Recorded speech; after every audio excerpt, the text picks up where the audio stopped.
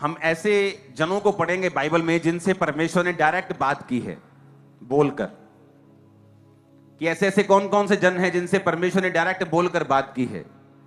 तो बात तो परमेश्वर ने कैन से भी की है, जिसने अपने भाई को मार दिया था। लेकिन हम उन लोगों को पढ़ेंगे जिन लोगों से परमेश्वर ने बात की है और उन्हें एक डिवाइन असाइनमेंट, एक होमवर्क, एक काम, एक बुलाहट दी है। फिर उन लोगों से परमेश्वर ने बात क्यों की है, क्या खासियत थी उन लोगों में? क्या वो आसमान से चुने हुए लोग थे? क्या पहले से चुने हुए लोग थे? क्या पहले से ही ऐसे चुना गया था जब वो पैदा हुए कि इनसे मैं बात करूंगा? क्या ऐसा था या कोई और कारण था? बाइबल में लिखा है जब मरियम से परमेश्वर ने बात की तो मरियम ने एक बात बाइबल में लिखी है। उसने कहा परमेश्वर ने, जब उसको गर्भ धारण हो गया, जब उसने बात सुन ली, दूत की और एक्सेप्ट कर लिया कि मैं यीशु मसीह को पैदा करूंगी, कुंवारी रहकर भी उसको डर नहीं था कि उसका पति जो होने वाला है, उसकी सगाई हो चुकी थी, वो क्या कहेगा, समाज क्या कहेगा। तो बाइबल कहती है, उसने बाइबल में लिखा है कि परमेश्वर ने मेरी दीनता के ऊपर दृष्टि की है।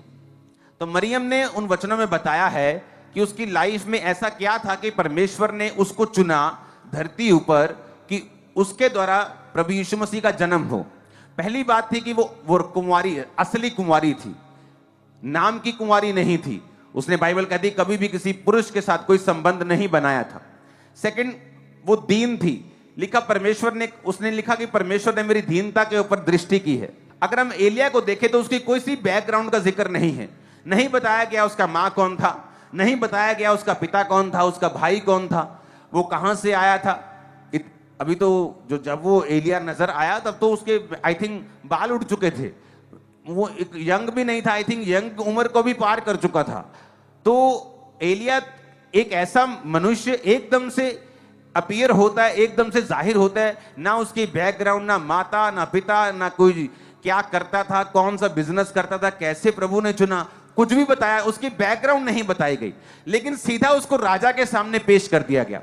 उसने जब राजा से कहा, इजराइल का परमेश्वर यहोवा जिसके सम्मुख में उपस्थित रहता हूं, तो ये उसका सीक्रेट था कि जिस परमेश्वर के सामने मैं उपस्थित रहता हूं।